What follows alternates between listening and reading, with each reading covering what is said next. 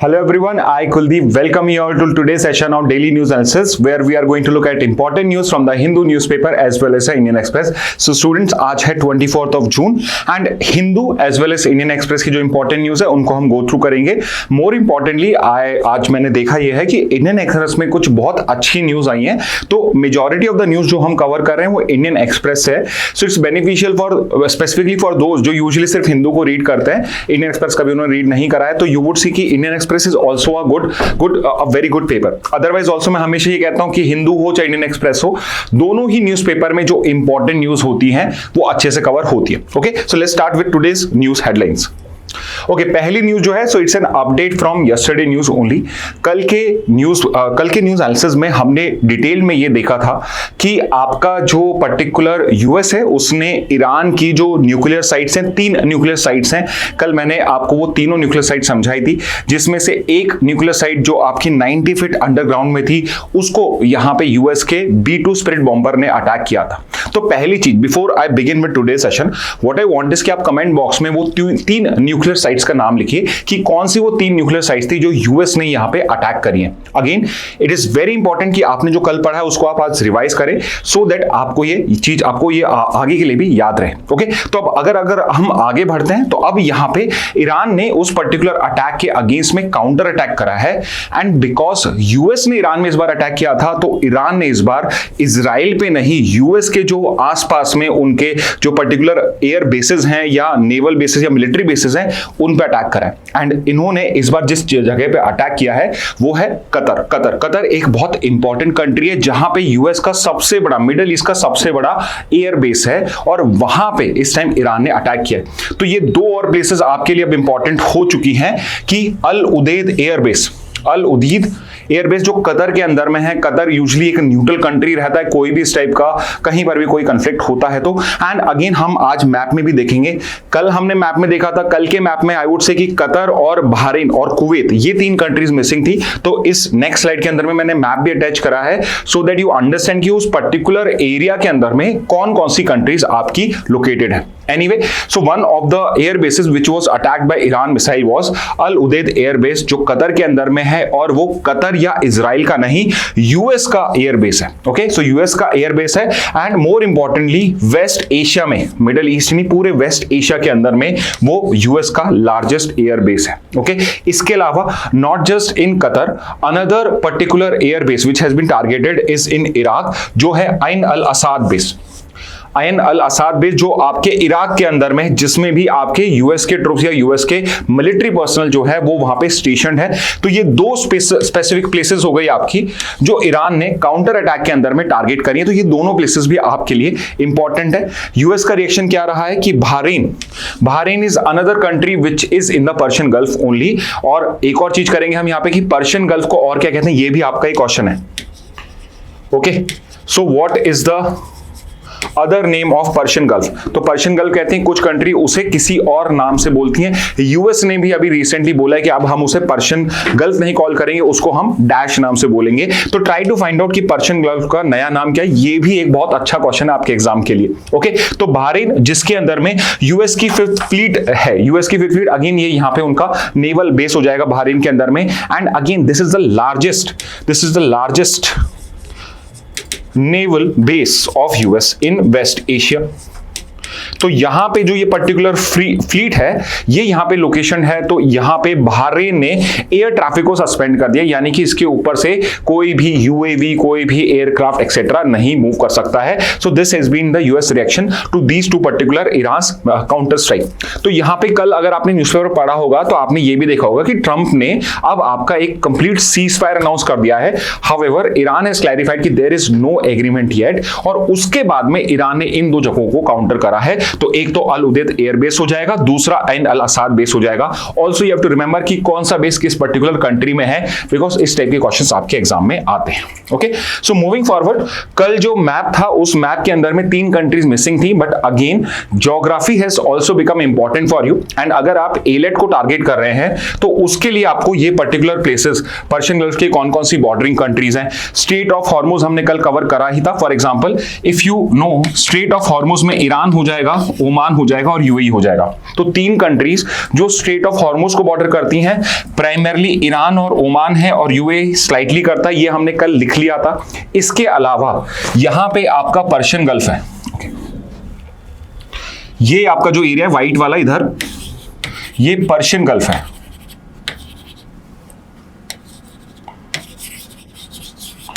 Okay, ये Persian gulf है, ये गल्फ ऑफ ओमान है, ओमान के ऊपर गल्फ है आपका, ठीक है। तो गल्फ, वैसे do you know what is a gulf? Gulf होता है जैसे पर्शियन गल्फ हम पढ़ रहे हैं यहां पे, और कई बार हम पढ़ते हैं बे, जैसे for example bay of Bengal. Do you know gulf में और बे में क्या डिफरेंस होता है? तो यू शुड नो दिस कि गल्फ जो होता है वो नैरो होता है, इट्स नैरो।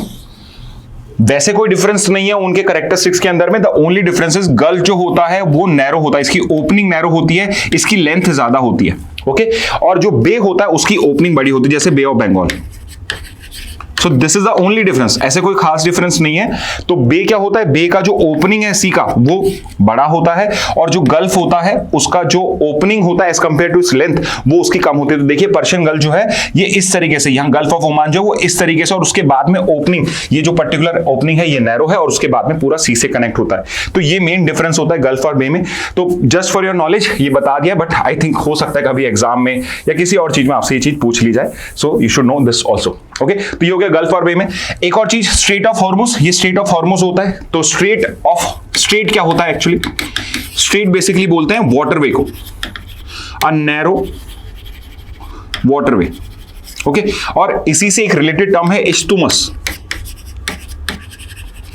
इस्टुमस क्या होता है?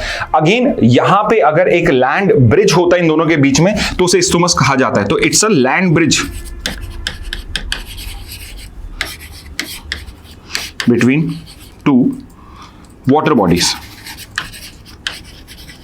So अगर आपको मैं बात करूं पनामा कैनाल की, पनामा कैनाल, तो जो पनामा कैनाल है that has been created by basically removing the isthmus of Panama. So यहां पे एक लैंड ब्रिज था isthmus of Panama, उसको वहां पे ब्रेक डाउन करके वहां से आपका एक पर्टिकुलर कैनाल बनाया गया है। तो हमने 4 पर्टिकुलर ज्योग्राफिकल फीचर्स भी अभी कवर कर लिए, गल्फ, बे, स्ट्रेट और इस्थुमस। ओके, 4 होते हैं, बहुत सिंपल सा है। गल्फ जो होता है इसकी ओपनिंग छोटी होती, नैरो होती है सी में। बे जो होती है इसकी ओपनिंग थोड़ी बड़ी होती है। स्ट्रेट जो होता है इट इज वाटरवे, जो 2 बड़ी वाटर बॉडीज को कनेक्ट करता है। इस्टुमस होता है इट्स अ वाटर डिवाइड, ये बेसिकली एक लैंड बैरियर हो सकता है जो 2 पर्टिकुलर वाटर बॉडीज को सेपरेट करता है। जैसे for example we just did कि आपका जो पनामा कैनाल है वो एक इस्टुमस ऑफ पनामा को वहां पे उसको रिमूव करके उसके बाद में उसको क्रिएट करा गया। एनीवे, मूविंग फॉरवर्ड, इस पर्टिकुलर मैप में आप देखेंगे तो कल हमने जो मैप देखा था उसमें कुवैत, बहरीन, कतर जो स्मॉलर कंट्रीज हैं वो मिसिंग थी, बिकॉज वो जो पर्टिकुलर मैप था वो सिर्फ स्ट्रेट ऑफ हॉर्मुज से डील करता था, और यहां पे ये कंट्री सारी कवर्ड इसमें आ गई हैं जो आपके पर्शियन गल्फ से डील करती है। ओके, तो इराक हो जाएगा, सऊदी अरेबिया हो जाएगा, कुवैत, बहरीन, कतर हो जाएगा, ओमान हो जाएगा, यूएई हो जाएगा और ईरान हो जाएगा। तो पर्शियन गल्फ की बॉर्डरिंग कंट्रीज कौन सी हैं? Please note down all of this country also. उसमें आप ओमान को स्किप कर सकते हैं, ओमान के अलावा बाकी की जो कंट्रीज हैं ये सब आपकी पर्शियन गल्फ की हैं, क्योंकि याद रखना कि यहां पे बीच में आपका यूएई आ जाता है, तो पर्शियन गल्फ से डायरेक्टली इसका कोई डायरेक्टली कनेक्शन नहीं है। Okay, anyway just remember this particular part also. Okay, तो ये है। नेक्स्ट न्यूज पे मूव करते हैं। नेक्स्ट इज, तो अब आपका जो कल का दिन था that was also the 40th anniversary of the 1985 Kanishka bombing. Okay, so what is this Kanishka bombing? क्योंकि 40th एनिवर्सरी इस साल में, तो ये 40th नंबर का हो गया, तो इसलिए आपके इस साल भी ये इंपॉर्टेंट हो जाएगा। तो 1985 के अंदर में there was another a very gruesome incident which took place. Air India की फ्लाइट थी, फ्लाइट का नंबर था 182 और उसको नाम दिया गया था कनिष्का का। तो उस टाइम में एयरक्राफ्ट्स कम होते थे तो एयरक्राफ्ट्स के भी नाम होते थे, तो उस एयरक्राफ्ट का नाम था कनिष्का एयरक्राफ्ट, जो बेसिकली आपका फ्लाई कर रहा था फ्रॉम कनाडा टू इंडिया। यहां से ये फ्लाई कर रहा था, और इस पर्टिकुलर एयरक्राफ्ट के अंदर में एक particular terrorist organization, I would call it a terrorist organization because India उसे टेररिस्ट ऑर्गेनाइजेशन करती है, जिसका नाम है बब्बर खालसा। बब्बर खालसा इंटरनेशनल, वैसे तो पूरा नाम तो ये है, but Babbar Khalsa is the organization जो कनाडा में, इंडिया के अंदर में, जापान के अंदर में, अलग अलग यूएस में, यूके में वहां पे एक्टिव है। और इनका एज अ नेम सजेस्ट ये रिलेटेड टू आपका खालिस्तान मूवमेंट है। and what they did was they did not hijack this flight, they basically put a bomb in this particular flight. और ये जो particular आपका plane था, the bomb got blasted and around Ireland, 190 kilometre from Ireland के air space में ये जो particular plane था ये बेसिकली क्रैश हो गया, और उसके वजह से there were around 329 people on board, जिसके अंदर में इंडियंस भी थे, कैनेडियन सिटीजन्स भी थे, आयरिश सिटीजन्स भी थे, यूके सिटीजन्स भी थे. 329 people lost their lives in this particular bombing. और उस वजह से this was at that time one of the biggest terrorist attack, because उसके बाद में 9/11 हुआ था. उससे पहले का जो आज तक का सबसे बड़ा एयर इंसिडेंट था, इस टाइप का टेररिस्ट इंसिडेंट था, वो यही कनिष्का बॉम्बिंग का था. ओके, एंड अभी जो 40th एनिवर्सरी इसी पर्टिकुलर बॉम्बिंग को कमेमोरेट करने के लिए करी गई है, और यहां पे एक मेमोरियल है आपका आयरलैंड के अंदर पे, जहां पे इसकी सर्विस करी जाती है, जहां पे इसको रिकॉग्नाइज करा जाता है, जहां पे इसके बारे में बात करी जाती है. और वहां पे इंडिया ने मैसेज दिया है कि 1985 कनिष्का का जो बॉम्बिंग है, it is a reminder for all of us कि there should be zero tolerance towards terrorism. तो यहां पे इस मैसेज के साथ इसकी 40th एनिवर्सरी हमने यहां पे कमेमोरेट करी है. एयरक्राफ्ट कौन सा था? तो बोइंग था. तो आपका जो B2 स्पिरिट है, B2 स्पिरिट नहीं, जो आपका MOP बॉम्ब था जो यूज किया गया था, वो बोइंग ने बनाया था. अभी जो आपका एयर इंडिया का ड्रीमलाइनर एयरक्राफ्ट है वो बोइंग का था.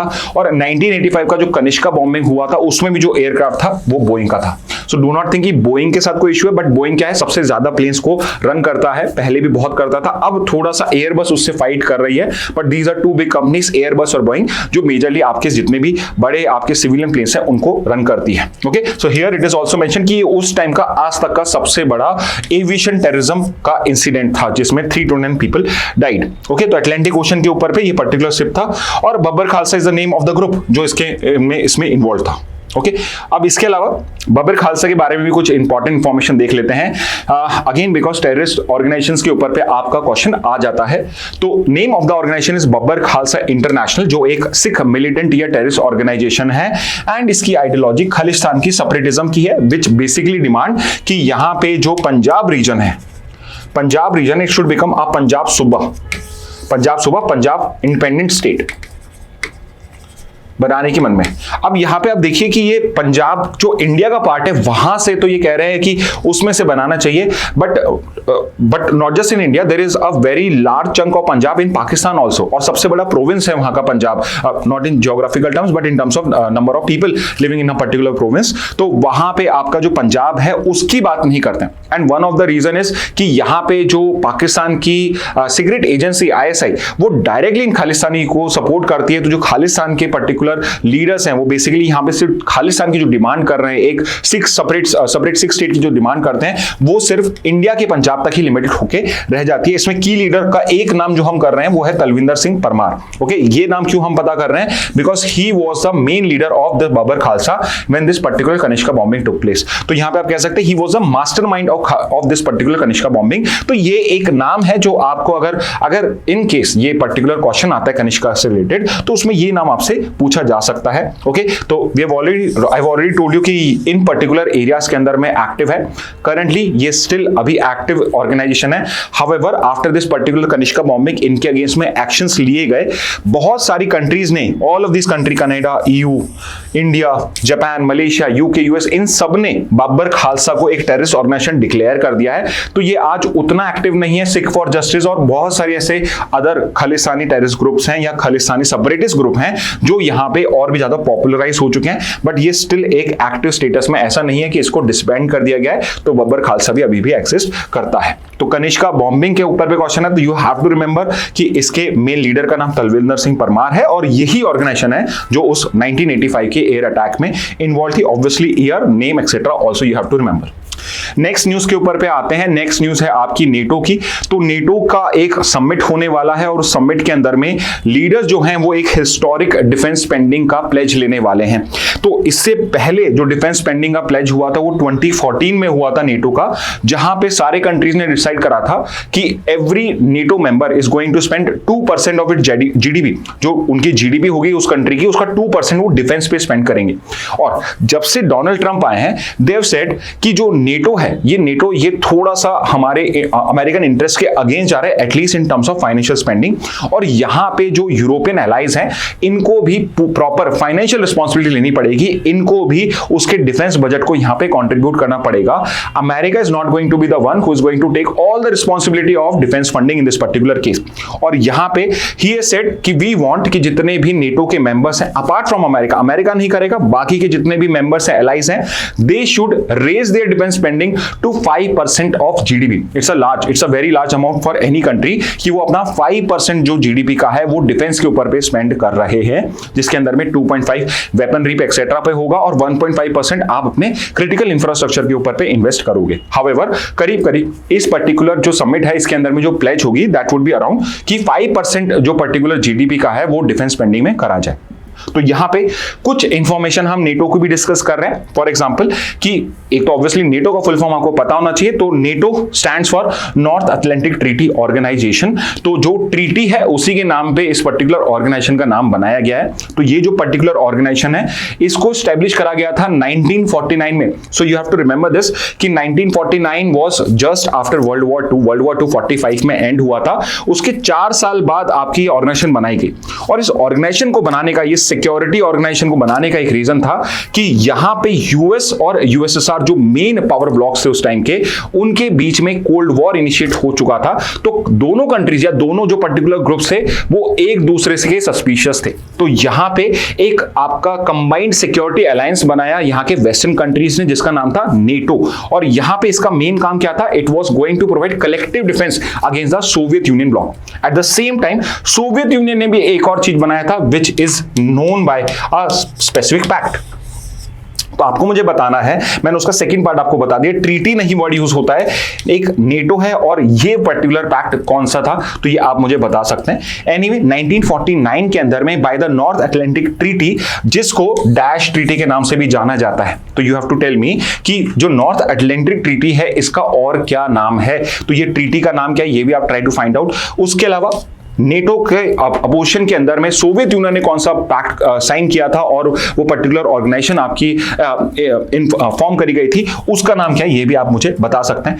करंटली जो नेटो है अब उसके अंदर में 32 मेंबर्स हो चुके हैं। रिसेंटली फिनलैंड, स्वीडन जो है ये कंट्रीज भी इसके मेंबर हो चुके हैं और करंटली अब 32 मेंबर्स हैं। And if you know, Russia Ukraine के बीच में जो वॉर चल रहा है उसमें one of the reason given by Russia to attack Ukraine is कि Ukraine is also trying to become part of NATO and Russia does not want any NATO country to share its border with the Russian Empire। तो इस वजह से one of the reason is कि Ukraine was trying to become part of NATO and Russia never wanted कि Ukraine becomes part of NATO because it want कि ये जो Ukraine है ये मेरे sphere of influence में होना चाहिए, ना कि वेस्टर्न sphere of influence के अंदर में। ओके, तो यहां पे एक सबसे इंपॉर्टेंट आर्टिकल जो आपको हमेशा पता होना चाहिए नेटो का, अगर नेटो का क्वेश्चन आता है तो प्रोबेबली आर्टिकल 5 वो आपसे जरूर पूछेंगे कि किस पर्टिकुलर आर्टिकल के अंदर में कलेक्टिव डिफेंस का प्रोविजन प्रोवाइडेड है। तो article 5 is very famous. It simply says कि if any country, if any NATO member is attacked by an outside power, a non NATO person, non NATO country, then in that particular case it would be considered attack on all and all the countries are going to come in defence of that country. So for example, अगर Ukraine यहां पे NATO का member होता और फिर Russia फिर Ukraine के ऊपर भी अटैक होता, तो फिर ये पीछे से उसकी मदद नहीं कर रहे होते, ये ओपनली अपने फोर्सेस के साथ वहां पे यूक्रेन के डिफेंस में आते, because now Ukraine was a member of NATO and वहां पे नॉन नेटो मेंबर ने उनके ऊपर भी अटैक करा है। तो उस पर्टिकुलर केस में आर्टिकल 5 के अंदर में everyone is bound by their treaty duties to come in defence of Ukraine. Okay, तो नेटो की ये स्पेसिफिक क्वालिटी है आर्टिकल 5 के अंदर में। तो यहां मैं बार बार कह रहा हूं कि एक नॉन नेटो एलाई अगर वहां पे अटैक करता है, so the one of why I am saying so is because article 5 में या इस नेटो ट्रीटी के अंदर में अगर लेट्स से कि दो नेटो कंट्रीज के बीच में कोई वॉर हो जाता है या कोई इस टाइप से कोई भी फाइट हो जाती है, स्टार्ट हो जाती है,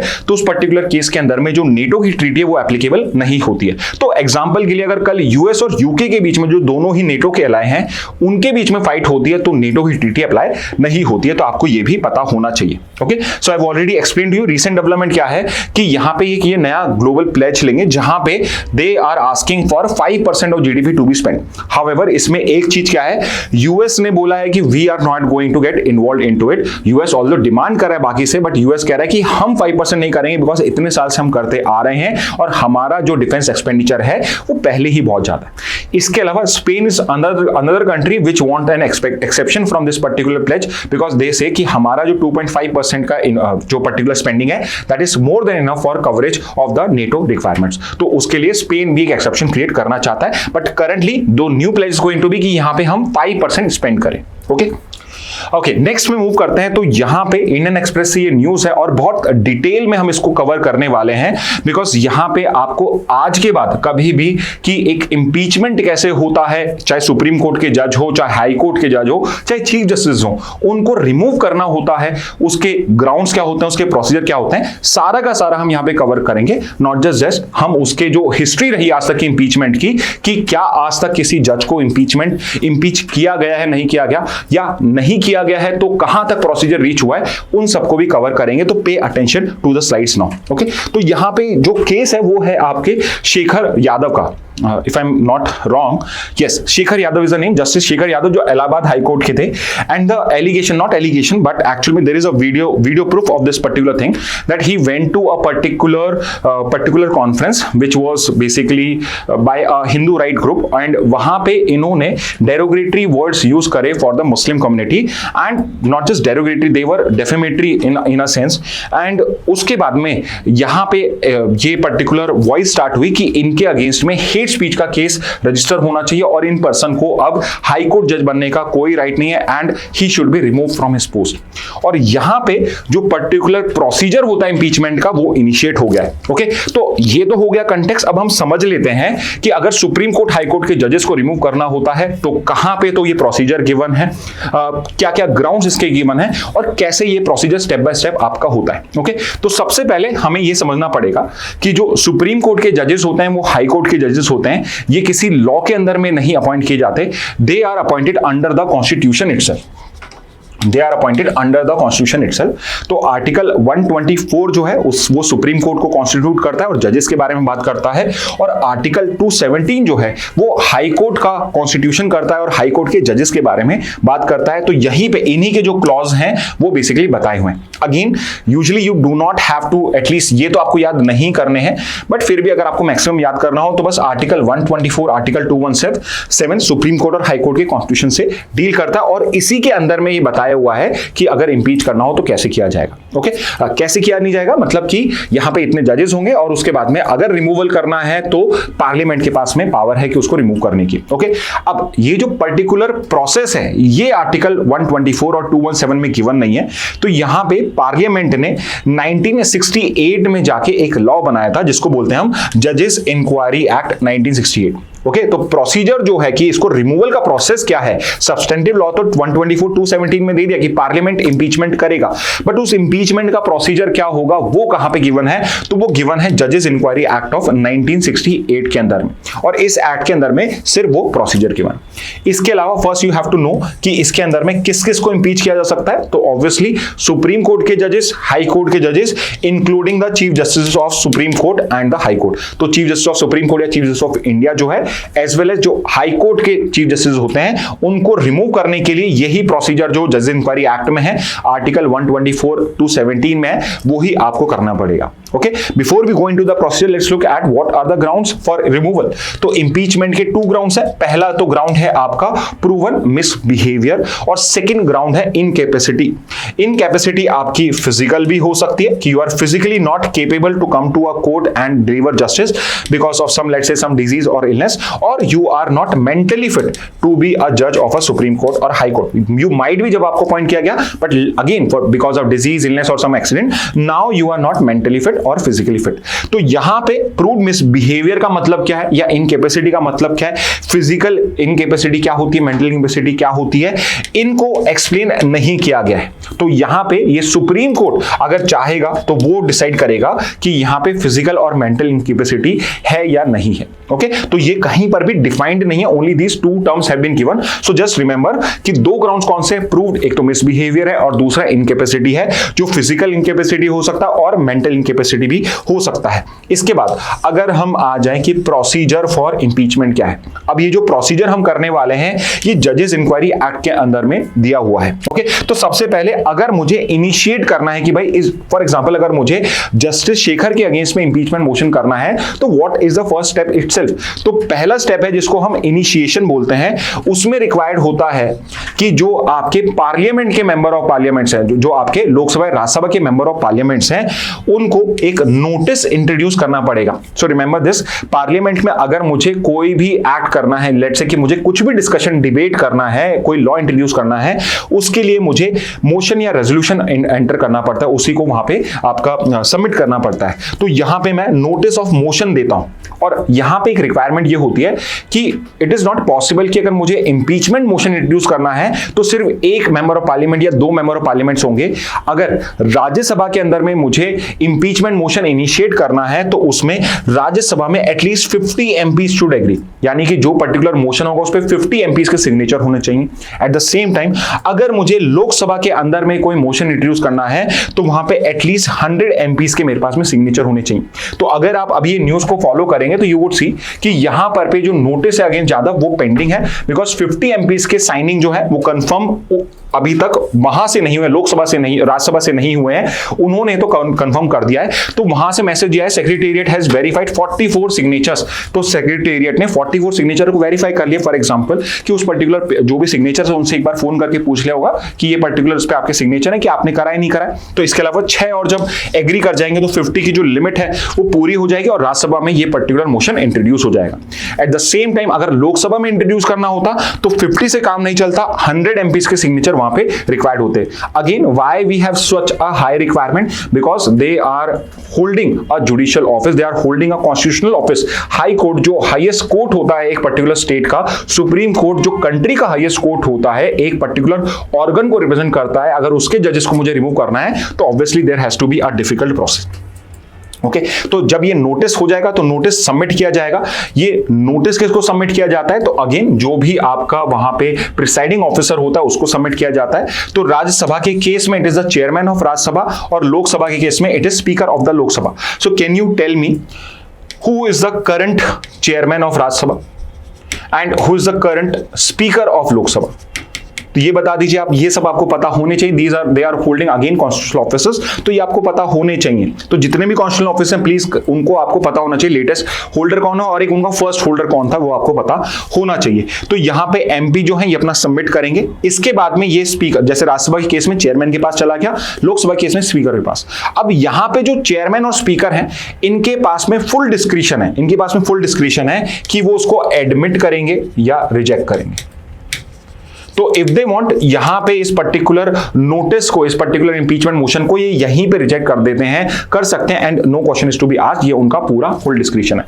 बट लेट्स से अगर वो एक्सेप्ट कर लेते हैं तो यहां पे फॉर एग्जांपल यहीं पे लिखा है कि ये यहां पे एग्जामिन करेंगे। अगर वो एडमिट कर लेते हैं तो उसके बाद में राज्यसभा में चेयरमैन और लोकसभा में स्पीकर एक 3 मेंबर इंक्वायरी कमेटी बनाएंगे। ओके, अगेन यहां पे क्या होगा नेक्स्ट स्टेप कि एक 3 मेंबर आपकी यहां पे इंक्वायरी कमेटी बनाई जाएगी, जिसके ये 3 यूजुअली मेंबर्स होते हैं। एक सुप्रीम कोर्ट का जज होगा, एक chief justice of high court होगा, नॉट अ जज of high court but the chief justice of high court, ये दोनों इक्विवेलेंट इन पोजीशन हो जाते हैं आपके। And third is an eminent jurist, someone who has knowledge of law।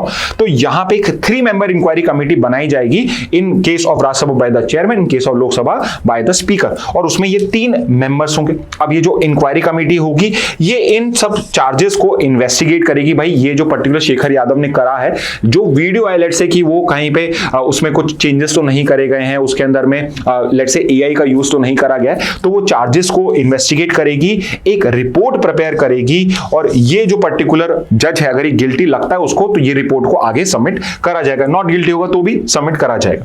तो ये जो पर्टिकुलर इंक्वायरी कमेटी है ये एक रिपोर्ट सबमिट करेगी किसको? चेयरमैन और स्पीकर को। और अब जो ये चेयरमैन और स्पीकर हैं अब इनके हाथ में डिस्क्रिप्शन नहीं, अब इस रिपोर्ट को इनको आपकी जो पार्लियामेंट है, लोकसभा और राज्यसभा है, इनको ये प्रेजेंट करना पड़ेगा। ओके, तो मोशन फॉर रिमूवल जो है, मोशन फॉर रिमूवल जो है वो दोनों हाउसेज में कहीं पर भी इंट्रोड्यूस हो सकता है। तो यहां पे motion for removal is introduce in both houses of the parliament. दोनों की दोनों लोकसभा और राज्यसभा जो हैं वो इस पे वोटिंग करती। एंड अगेन बिकॉज यहां पे आप एक जज को रिमूवल का प्रोसेस कर रहे हो तो यहां पे जो मेजॉरिटी चाहिए होती है it's a very special majority. Special again आपने कई बार पढ़ा होगा special majority of first kind, second kind, third kind. Again ये आपके कॉन्स्टिट्यूशन में कहीं पे लिखा नहीं है कि this is special majority of first kind. इनको हम पढ़ने के एकेडमिक पर्पस के लिए इनको इस तरीके से कॉल करते हैं, it's a nomenclature only. Anyway, what is the special majority required? तो पहला रिक्वायरमेंट है मेजॉरिटी ऑफ टोटल मेंबरशिप, यानी कि जो लोकसभा राज्यसभा की टोटल मेंबरशिप है उसकी 50% होना चाहिए। एंड सेकंड इज कि जितने मेंबर्स उस दिन प्रेजेंट हैं और वोट कर रहे हैं, अगर वोट नहीं करे तो उनको काउंट नहीं किया जाएगा। जो लोग वहां लोकसभा या राज्यसभा में प्रेजेंट हैं और वोट कर रहे हैं उनकी 2/3 वहां पे आपकी मेजॉरिटी होनी चाहिए। तो अगर ये दोनों एंड लिखा है, दोनों के बीच में दोनों रिक्वायरमेंट्स अगर फुलफिल हो जाती हैं तो इंपीचमेंट मोशन पार्लियामेंट से पास हो जाता है।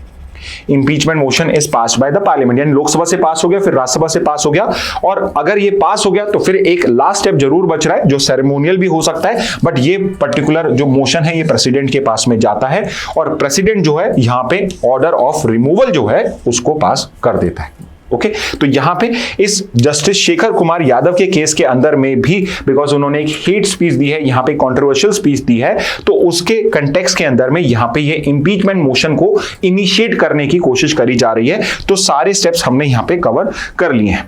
अब एक चीज और बचती है कि फॉर एग्जांपल कि क्या इंडिया के अंदर में कभी कोई जज इंपीच हुआ है या नहीं हुआ, तो यू टेल मी कि कितने जजेस आज तक इंपीच हुए हैं, नंबर ऑफ जजेस impeached by the parliament as of now. Okay, anyway, हो सकता है अब ये एक और जज इसमें आ जाए, बट अर्लियर केसेस कौन से हैं? तो पहला है justice V Ramaswami, supreme court के जज थे, ईयर वाज 1993, जब इनके अगेंस्ट में लोकसभा के अंदर में आपका इंपीचमेंट मोशन इंट्रोड्यूस किया गया था। And why it was introduce? Because when he was chief justice of Punjab and Haryana high court at that time, इनके अगेंस्ट में पब्लिक फंड्स को मिसयूज करने का यहां पे एलिगेशन लगा था, तो उस कंटेक्स्ट के अंदर में इंपीचमेंट मोशन इंट्रोड्यूस किया गया था। So it was for the first time, 1993 was the first time जब किसी सुप्रीम कोर्ट या हाई कोर्ट के जज के अगेंस्ट में इंपीचमेंट मोशन इंट्रोड्यूस किया गया हो। तो यहां पे इंपीचमेंट मोशन जो था वो लोकसभा में एडमिट हो गया था। इंक्वायरी कमेटी ने यहां पे इंक्वायरी कंप्लीट करी थी, एक सुप्रीम कोर्ट हाई कोर्ट जज और एमिनेंट जूरिस्ट ने इंक्वायरी करी थी, वो पर्टिकुलर चार्जेस प्रूव हो गए थे, यानी कि यहां पे उस इंक्वायरी कमेटी ने चार्जेस को प्रूव कर दिया था। उसके बाद में मोशन इंट्रोड्यूस किया गया लोकसभा में, बट मोशन जो था वो वहां पे पास नहीं हुआ बिकॉज लोकसभा ने एब्सटेन कर दिया वोटिंग से। तो वहां पे जो मिनिमम रिक्वायरमेंट थी उस इंपीचमेंट मोशन को पास करने के लिए वो यहां पे फुलफिल नहीं हुई। एंड वी डोंट नो कि यहां पे ये एक्शन क्यों लिया गया, बट द आउटकम वाज कि he was not removed simply because कि वो पर्टिकुलर जो मोशन था वो आपका लोकसभा के अंदर में फेल हो गया था। इसके बाद very famous case of justice Sumitra Sen, जो कलकत्ता हाई कोर्ट से बिलोंग करते थे, he was not in the supreme court, he was only in the high court. तो यहां पे 2011 का ये केस है, again miss appropriation of funds का इनके अगेंस्ट में एलिगेशन लगा था। मोशन जो था वो राज्यसभा से फिर से पास हो गया, अगेन इस बार मोशन इंट्रोड्यूस हुआ, इंक्वायरी हुई, मोशन जो था वो पास हो गया with overwhelming majority. However Lok Sabha के वोट होने से पहले, प्रोबेबली लोकसभा में पास हो जाता, before the Lok Sabha could pass this particular resolution, यहां पे जस्टिस सेन ने खुद ने यहां पे रिजाइन कर दिया। तो जब जस्टिस ने रिजाइन कर दिया तो जो इंपीचमेंट मोशन था वो वहीं पर ही ड्रॉप कर दिया गया, यानी लोकसभा में उसके ऊपर पे हेयरिंग नहीं हुई। ओके, तो यहां पे ये दो केसेस हो गए, यानी कि अभी तक एक भी जज के अगेंस्ट में इंपीचमेंट मोशन पास नहीं हुआ है। नेक्स्ट केस देखते हैं जस्टिस पीडी दिनाकरन का। यहां पे अगेन इनके अगेंस्ट में भी फाइनेंशियल मिस एप्रोप्रिएशन, अपने पोजीशन का मिसयूज करने का, for example there was allegations of land grabbing on him. तो आप सोचिए कि एक सिटिंग चीफ जस्टिस के ऊपर पे, नॉट जस्ट जज ऑफ अ हाई कोर्ट और a lower court, chief justice of high court के अगेंस्ट में लैंड ग्रैबिंग के, करप्शन के एलिगेशंस लगे थे when he was a chief justice of Karnataka high court. Motion admit हो गया था, information committee, inquiry committee form कर दी गई थी, बट जस्टिस पी दिनाकरन ने रिजाइन कर दिया। तो रिजाइन कर दिया तो यहां पे प्रोसेस को ड्रॉप कर दिया गया था। नेक्स्ट पे आते हैं जस्टिस जे बी पर्दीवाला, जो गुजरात हाई कोर्ट के आपके हाई कोर्ट के जज रह चुके हैं। 2015 का केस है। अब इन्होंने रिजर्वेशन के अगेंस्ट में कुछ ऐसा कुछ अलग टाइप की उन्होंने स्टेटमेंट, एक कमेंट कर दिया था, जिस बेसिस पे देयर वाज सम न्यूज की there was going to be an impeachment motion. तो before that impeachment motion could be introduce, यहां पे इन्होंने ये पर्टिकुलर रिमार्क्स को विड्रू कर लिया था कि I take back my remarks and I apologise for what I said. So इस वजह से यहां पे आपका जो इंपीचमेंट था वो अवॉइड हो गया था। इसके बाद जस्टिस सीवी नागार्जुन रेड्डी का आंध्र प्रदेश हाई कोर्ट का है, 2016 का है, accuse of abusing lower judiciary casteist remark इन्होंने करे थे। यहां पे इंपीचमेंट मोशन सबमिट करा गया था, राज्यसभा के चेयरमैन ने इसको रिजेक्ट कर दिया, तो इस वजह से मोशन आगे प्रोसीड ही हुआ। So if you remember, initiation के बाद में जो सेकंड स्टेप होता है वो एक्सेप्टेंस का होता है। अगर वहीं पे चेयरमैन ने या आपके स्पीकर ने रिजेक्ट कर दिया तो आगे मूव ही नहीं होगा। एंड इसके बाद नेक्स्ट केस है जस्टिस दीपक मिश्रा का, जो चीफ जस्टिस ऑफ इंडिया थे 2018 के अंदर में। मिसकंडक्ट, इरेगुलरिटीज के जुडिशियल अपॉइंटमेंट्स में, इन सब के बेसिस पे इनके अगेंस्ट में यहाँ पे इंपीचमेंट मोशन को इंट्रोड्यूस करने की बात चल रही थी बाय अपोजिशन एमपीज, बट ये अगेन रिजेक्ट कर दिया गया by the vice president. Who is the vice president here? यहाँ पे वो लोकसभा राज्यसभा से उनका क्या लेना है? डू यू नो दिस कि वाइस प्रेसिडेंट यहाँ पे इंपीचमेंट में कहां से आ गया? तो बिकॉज ये पर्टिकुलर वाइस प्रेसिडेंट ने रिजेक्ट ही कर दिया, तो इसलिए आगे ही प्रोसीजर का मूव हुआ ही नहीं। Okay, so these have been the cases जहां पे आपका इंपीचमेंट मोशन को लाने की ट्राई करी गई थी, बट यहां पे आज तक वो सक्सेसफुल नहीं हुआ है। तो I hope you have your answer कि आज तक कितने जजेस के अगेंस्ट में इंपीचमेंट मोशन सक्सेसफुली पास हुआ है। ओके, नेक्स्ट पे आ जाते हैं। नेक्स्ट एक और इंपॉर्टेंट न्यूज है आपकी। यहां पे इंडिया ने एक पॉज मांगा है वर्ल्ड बैंक के एक्सपर्ट से, जो इंडस वाटर ट्रीटी के अंदर में, न्यूट्रल एक्सपर्ट जो इंडस वाटर ट्रीटी के अंदर में अपॉइंट किया जाता है, कि you pause your proceedings, because अभी हमने जो इंडस वाटर ट्रीटी है उसको अबेयंस में रखा है, which means Indus water treaty is not applicable right now. तो यहां पे अगर न्यूट्रल एक्सपर्ट कोई एक्शन भी लेता है, India is not going to be bound by it, because India is not going forward with this particular treaty, और यहां पे इसको रीनेगोशिएट करा जाएगा, उसके बाद ही इंडिया कोई स्टेप ले सकता है या लेगा। ओके, एनीवे, तो आई थॉट कि इंडस वाटर ट्रीटी हम कई बार कर चुके हैं। 1960 के अंदर में इंडिया पाकिस्तान के बीच में साइन करी गई थी। World bank was the mediator जिसने इसको साइन करवाया था, इसीलिए वर्ल्ड बैंक का इसमें न्यूट्रल एक्सपर्ट अपॉइंट होता अगर कोई भी डिस्प्यूट होता है। और यहां पे जो आपकी वेस्टर्न आपकी रिवर्स थी वो तो पाकिस्तान के पास चली गई थी। 3 रिवर है, इंडस, चेनाब, झेलम, जो आपके पाकिस्तान के पास है, और इंडिया के पास में रावी, बीस और सतलुज। ये 3 रिवर, रावी, ब्यास और सतलुज, ये आपकी इंडियन रिवर्स हैं जिनका टोटल वाटर इंडिया यूटिलाइज कर सकता है। However, one of the thing या one of the provision of the Indus water treaty allows us कि जो वेस्टर्न रिवर्स हैं जैसे इंडस, चेनाब, झेलम है, उसमें जो इंडिया है वो बाकी पर्पस के लिए run of the river project, which means यहां पे वो वाटर को कंज्यूम नहीं कर रहा है, यूटिलाइज नहीं कर रहा है, बट फॉर एग्जांपल कि अगर मैं वहां पे एक हाइड्रो इलेक्ट्रिक प्लांट बनाना चाहूं but total water is being phloem into Pakistan, तो मैं उस टाइप का कोई भी प्रोजेक्ट रन कर सकता हूं। और accordingly as per the treaty, India ने जो आईसीजे रिवर और उनके ट्रिब्यूटरीज हैं उनके ऊपर पे बहुत सारे हाइड्रोइलेक्ट्रिक प्रोजेक्ट्स बनाए हुए हैं, और कुछ प्लानिंग में है और कुछ यहां पे अभी प्रोसेस में है। ओके, सो फॉर एग्जांपल एक जो one of the disputed project है वो है किशन गंगा प्रोजेक्ट, जो किशन गंगा रिवर के ऊपर पे है। तो अब कभी आपसे किशन गंगा प्रोजेक्ट किस रिवर पे ये तो नहीं पूछेगा, बट वो ये जरूर पूछ सकता है कि किशन गंगा जो रिवर है ये किस पर्टिकुलर रिवर की ट्रिब्यूटरी है। तो यू शुड नो दिस कि जो किशन गंगा प्रोजेक्ट है ये किशन गंगा रिवर पे है, और किशन गंगा झेलम रिवर की ट्रिब्यूटरी है। तो ये एक डिस्प्यूटेड आपकी रिवर हो या प्रोजेक्ट हो जाएगा। दूसरा द वेरी फेमस राटले प्रोजेक्ट। तो ये 2 मेन इंपॉर्टेंट प्रोजेक्ट्स हैं, आपके डैम प्रोजेक्ट्स हैं जो इंडिया पाकिस्तान के बीच में डिस्प्यूटेड है। तो जो राटले प्रोजेक्ट है ये आपका चेनाब रिवर के ऊपर पे है, और यहां पर भी जो पाकिस्तान है उसको डिस्प्यूट है कि यहां पे जो फ्लो ऑफ द रिवर है उसको आप डिस्टर्ब कर रहे हो, तो इंडस वाटर ट्रीटी का यहां पे वायलेशन हो रहा है। इसके अलावा कुछ और की प्रोजेक्ट है, एक पकल धूल है, this is also very famous, जो चेनाब रिवर के ऊपर पे है, एक कीरू है और एक क्वार प्रोजेक्ट है। ये 3 आपके प्रोजेक्ट्स हैं जो अभी पाइपलाइन के ऊपर में, जो आपका पकल धूल है ये वर्किंग, इस पे वर्क स्टार्ट हो चुका है। कीरू और क्वार प्रोजेक्ट जो है इनके ऊपर पे अभी प्लानिंग स्टेज के अंदर में है, और अब जो इंडिया है इसने डिसाइड करा है कि अब ये इनको और भी जल्दी से इसके ऊपर पे प्रोसेस को इनिशिएट करेगा। ओके, तो यहां पे ये है करंट स्टेटस कि यहां पे न्यूट्रल एक्सपर्ट अपॉइंटेड है किशन गंगा और राटले के लिए 22 से, तो वो वर्क कर रहा है। इंडिया ने बोला है कि प्लीज अभी आप पॉज कर दीजिए, बिकॉज अभी हमने इसको अबेंस में रख रखा है। ओके, डिस्प्यूट रेजोल्यूशन प्रोसेस के इंडस वाटर ट्रीटी के अंदर में क्या न्यूट्रल एक्सपर्ट ही होता है या इंडस वाटर ट्रीटी हमें डिफरेंट डिस्प्यूट रेजोल्यूशन देती है? तो again this becomes important for you कि इंडस वाटर ट्रीटी में which of the following is a dispute mechanism और is not a dispute mechanism. For example कि क्या judicial proceedings is a dispute resolution mechanism in it or not? तो यहां पे देखते हैं कि वो है या नहीं है। तो पहला है इंडस वाटर ट्रीटी वो sign is okay, next page पे आ जाएगा आपको डिस्प्यूट रेजोल्यूशन। ये रहे 3 स्टेजेस आपके। पहला स्टेज क्या है कि बायलैटरल टॉक्स करिए थ्रू परमानेंट इंडस कमीशन। तो एक परमानेंट इंडस कमीशन बनाए, यानी कि हमेशा एग्जिस्ट करता है। इसमें इंडिया और पाकिस्तान के दोनों कंट्रीज के कमिश्नर्स होते हैं, और ये बायलैटरल टॉक्स करते हैं और यहां पे बातचीत करके, नेगोशिएशन करके इस तरीके से यहां पे हमको सॉल्यूशन निकालते हैं।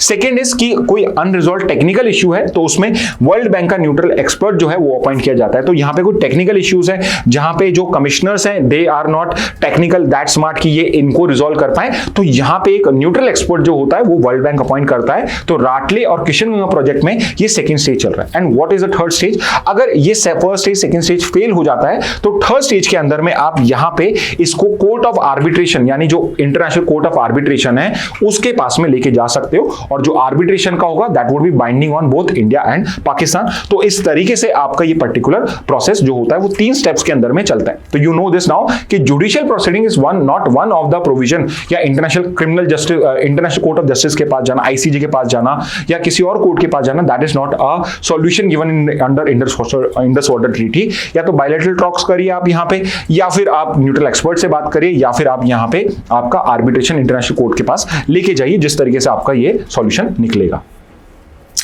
नेक्स्ट पे आते हैं। नेक्स्ट एक और न्यूज है, लाइक आई सेड कि इस बार इंडियन एक्सप्रेस में आज कुछ अच्छी न्यूज आई है। जैसे कि एक न्यूज ये आई है कि Asia is warming nearly twice global average, hit hard in 2024। तो यहां पे आपकी एक इंपॉर्टेंट रिपोर्ट आई है जिसको WMO रिलीज करता है, World Meteorological Organization is the organization जो यहां पे एशिया की ये पर्टिकुलर रिपोर्ट को यहां पे पब्लिश करता है। और as per that report state of climate in Asia is the name, इसमें लिखा हुआ नहीं I think, state of climate in Asia, ये भी लिख लीजिए, state of climate in Asia, this is the name of the report. इस report को WMO वर्ल्ड मेट्रोलॉजिकल ऑर्गेनाइजेशन जो है ये पर्टिकुलर ऑर्गेनाइजेशन पब्लिश ये करती है, और इसने ये बोला है कि जो 2024 है इट इज द वार्मेस्ट और the second warmest year on record after 2023। So as of now we are sure कि 23-24 जो ये फर्स्ट सेकेंड तो है, ये हो सकता है 24 सेकेंड से फर्स्ट पे आ जाए with new data with us, but as of now ये फर्स्ट या सेकेंड नंबर पे रहेगा। And one of the reporting of this particular report is कि एशिया के ऊपर जो वार्मिंग हुई है वो बाकी ग्लोबल एवरेज की डबल है। अगर एशिया में ज्यादा वार्मिंग हुई विच मींस क्लाइमेट चेंज के जो इफेक्ट है, विच मींस कि there would be more highs of temperature, more lows of temperature, all the natural phenomenas like your rainfalls, like your any kind of cyclones, उनकी intensity increase हो जाएगी, उनकी duration increase हो जाएगी। At the same time winters का जो timing है वो कम हो जाएगा, आपके जो समर्स हैं वो और भी लेंथियर हो जाएंगे, रेनफॉल जो है वो आपकी डिस्टर्ब पैटर्न की हो जाएगी। तो ये सारी जो चीजें हैं ये आपको एशिया के अंदर में और भी ज्यादा देखने को मिलेंगी। तो यहां पे ये कुछ रिपोर्टिंग्स हैं कि एशिया जो है वो बाकी ग्लोब से, बाकी वर्ल्ड से वो ट्वाइस स्पीड के ऊपर पे यहां पे आपका वार्मर हो रहा है। इस वजह से ट्रॉपिकल साइक्लोन एक्सेट्रा इनके नंबर, हीट वेव्स डेज, ये सब इंक्रीज हो रहे हैं। And there is nothing hidden in its, आपको भी पता, आप खुद ऑब्जर्व कर रहे हैं कि आपके heat waves, marine heat waves, आपके साइक्लोन्स, आपके डिफरेंट रेनफॉल पैटर्न, ये सब जो है आपके सामने के सामने चेंज होता जा रहा है। तो इंडिया के एक्सपीरियंस बताए हुए हैं कि हीट वेव्स जो थी वो आपके 450 डेथ्स उन्होंने कॉज करी है। लाइटनिंग स्ट्राइक से around 1300 people have died in India. So you can think यार कि बिजली गिरने से 1300 लोगों की डेथ हुई है। एंड कहीं ना कहीं climate change is one of the reason कि ये नंबर इंक्रीज हुआ है। मरीन हीट वेव जो है इसका जो एरिया है, तो मरीन हीट वेव्स यूजुअली जो लैंड एरिया होता है उसके आसपास का जो मरीन एरिया होता है उसके अंदर में हीट वेव्स होती हैं, तो वो भी आपका इंक्रीज होता ही जा रहा है, विच मीन जो आपकी हीटिंग है आपके अर्थ की वो इंक्रीज होती जा रही है। ग्लेशियर मास लॉस, तो आपके जो ग्लेशियर्स हैं उनके अंदर में भी मास लॉस हो रहा है। 23 आउट ऑफ 24 मॉनिटर ग्लेशियर्स में आपने मास लॉस देखा है, देयर इज ओनली वन जहां पे नहीं है। और रेनफॉल एक्सट्रीम जो है वो भी यहां पे इंक्रीज हो रहे हैं। तो इन सब का सॉल्यूशन क्या है? इनका एक सॉल्यूशन है इंडिया के पंच अमृत, जो इंडिया ने COP कॉन्फ्रेंस ऑफ पार्टीज 26 कहां पे हुआ था, ये आप मुझे बताइए कमेंट बॉक्स में कि COP 26 कहां पे हुआ था, conference of parties to UNFCCC, united nation framework convention on climate change. ये पर्टिकुलर COP 26 कहां पे हुआ था जहां पे इंडिया ने अपने पंच अमृत अनाउंस करे थे। तो ये 5 गोल्स हैं आपके, जो इंडिया ने, एक गोल तो 2070 में नेट जीरो गोल का, और बाकी के रिन्यूएबल एनर्जी के कोल को यहां पे फॉसिल फ्यूल्स को रिमूव करके रिन्यूएबल एनर्जी में मूव करने के जो गोल्स हैं वो 2030 तक अचीव करने की कोशिश करें। अब ये पांचों आपको अच्छे से याद होने चाहिए, हम क्लासेस में भी कवर करते हैं, बट इन केस आपको ध्यान नहीं है फिर भी आप इनको वापस याद करने की कोशिश करेगा कि ये जो 5 पंच अमृत हैं ये कौन कौन से हैं आपके। ओके, तो this is regarding this. Indian express में एक और न्यूज ले लेते हैं, तो आई थॉट कि यहां पे हम एक लीगल का कंसेप्ट भी कर लेंगे। आपके ये क्वेश्चन पहले आ चुका है मेडिकल टर्मिनेशन प्रेगनेंसी एक्ट के ऊपर पे, फिर से आपका ये आ सकता है because it's a very good question, बहुत अच्छा क्वेश्चन बन जाता है, इसमें कोई ज्यादा कंट्रोवर्सी नहीं होती है बिकॉज यहां पे हमें कुछ टाइमलाइंस भी प्रोवाइड करी गई। तो द न्यूज का कंटेक्स्ट क्या है, तो बॉम्बे हाई कोर्ट ने यहां पे एक 25 वीक प्रेगनेंसी को, 31 ईयर ओल्ड की एक 25 वीक प्रेगनेंसी थी, मतलब जो उसके पेट में बच्चा था उसमें प्रेगनेंसी को 25 वीक्स हो चुके थे, तो यहां पे उस पर्टिकुलर चीज को अलाउ कर दिया गया। यानी कि एक चीज तो हमें ये समझ में आती है कि अगर प्रेगनेंसी 25 वीक्स के आसपास होती है शायद, तो या उससे ज्यादा होती है तो उसको अलाउ नहीं किया जाता होगा लॉ के अंदर में, तो इसी वजह से हाई कोर्ट यहां इन्वॉल्व हुआ है। तो यहां पे हम वो जो लॉ है इसके पीछे में उसको समझ लेते हैं। ओके, तो अबॉर्शन से डील करने के लिए हमारा एक बहुत स्पेसिफिक लॉ है जिसका नाम है medical termination of pregnancy act. Okay, और India is one of the few countries जिसने अबॉर्शन रिलेटेड लॉज, जब आज भी यूएस के अंदर में इट्स वेरी डिफिकल्ट, यूएस में, यूके में, नॉट यूके बट यूरोप के अंदर में कुछ कंट्रीज में abortion is still considered a crime, abortion is still look down upon, कि यहां पे आप किसी की लाइफ ले रहे हो, it's again a different debate, but यहां पे अभी भी लुक डाउन अपॉन करा जाता है और abortion is not very easy to gate.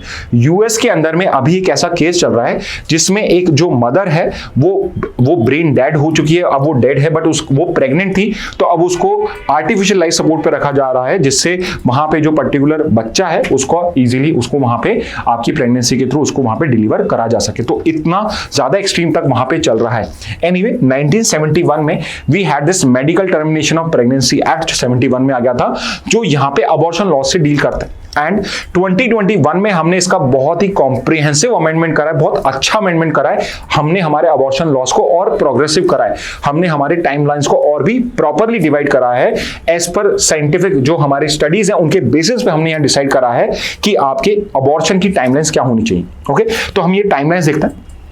तो उसमें सबसे पहली जो टाइमलाइंस है, जो पहले 14 वीक्स की 71 में, अब वो 20 वीक्स हो चुके हैं, वो है अगर up to 20 weeks of pregnancy है तो इस पर्टिकुलर केस के अंदर में सिर्फ एक डॉक्टर, रजिस्टर्ड मेडिकल प्रैक्टिशनर, मतलब एक डॉक्टर के कंसेंट के बेसिस पे, आप ओपिनियन के बेसिस पे टर्मिनेशन करा सकते हो। तो अगर 20 वीक्स क्रॉस नहीं होते हैं तो उसमें सिर्फ एक डॉक्टर की परमिशन से आप यहां करा सकते हो, और इसके अंदर में कोई स्पेसिफिक रीजन भी रिक्वायर्ड नहीं होता है। फॉर एग्जाम्पल कि it is might be because of contraceptive failure, mental या फिजिकल हेल्थ को कोई इश्यू हो, फीटल अबनॉर्मलिटीज हो, इन सब केसेस के अंदर में आप इजीली अपनी प्रेगनेंसी को टर्मिनेट करा सकते हो।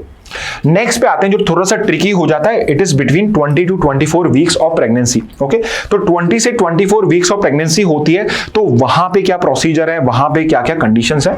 तो पहला है कि 2 डॉक्टर्स की आपको ओपिनियन लेनी पड़ेगी और इन पर्टिकुलर ग्राउंड्स में फॉल करेगा तो ही आप कर पाएंगे। तो पहला है कि या तो आप रेप या इंसेस्ट के सर्वाइवर हो, आप कोई माइनर हो, आप विमेन विथ मेंटल इलनेस हो, women with substantial fetal abnormalities, बच्चे का फीटल अबनॉर्मलिटीज है कि वो एक नॉर्मल लाइफ नहीं जी सकता है, women undergoing major life change. तो लेट्स से प्रेगनेंसी के इनिशिएशन और उसके बीच में डाइवोर्स हो गया, विडोहुड हो गया हो, तो उस पर्टिकुलर केस में भी 20 से 24 वीक्स में भी करा जा सकता है। या फिर विमेन इन डिजास्टर और ह्यूमैनिटेरियन सेटिंग्स, यानी फॉर एग्जांपल कि बिकॉज ऑफ सम रीजंस अब वो अफोर्ड नहीं कर सकते उस बेबी को रेज करना during this particular time period, तो इन पर्टिकुलर सिचुएशन में दीज आर अराउंड 1 2 3 4 5 6 सिचुएशंस आपको यहां दी हुई हैं, या इसको 7 कर सकते हैं रेप और इंसेस्ट अलग करके। तो देयर आर 7 कैटेगरीज यहां पे जिसके अंदर में आप 20 से 24 वीक्स ऑफ प्रेगनेंसी को अबॉर्ट कर सकते हो, provided 2 doctors agree with it. इसके बाद में अगर 24 वीक्स क्रॉस हो जाते हैं तब क्या प्रोसीजर होता है, यानी कि जो अभी हम बॉम्बे हाई कोर्ट का केस पढ़ रहे हैं इसमें 24 वीक्स क्रॉस हो चुका है। तो अगर 24 वीक्स क्रॉस हो जाता है तो उसमें लॉ बहुत स्पेसिफिक है, इट सेज कि यहां पे 24 वीक्स के बाद टर्मिनेशन करने की जो कंडीशन है वो सिर्फ 2 ही कंडीशन में आप यहां पे करवा पाओगे। ओके, तो पहला तो है कि there is a substantial fetal abnormality, यहां पे उस जो बेबी होने वाला है उसकी फीटल अबनॉर्मलिटी इतनी सब्सटेंशियल है कि वो एक नॉर्मल लाइफ नहीं जी पाएगा, so there is no point in continuing with the pregnancy। तो अगर 24 वीक्स क्रॉस हुआ तो पहला रीजन तो ये है, और दूसरा रीजन ये है कि यहां पे जो मदर है उसकी लाइफ को डेंजर है। तो अगर प्रेगनेंसी को कंटिन्यू किया जाता है तो मदर की लाइफ को डेंजर है, she might die also during this particular pregnancy.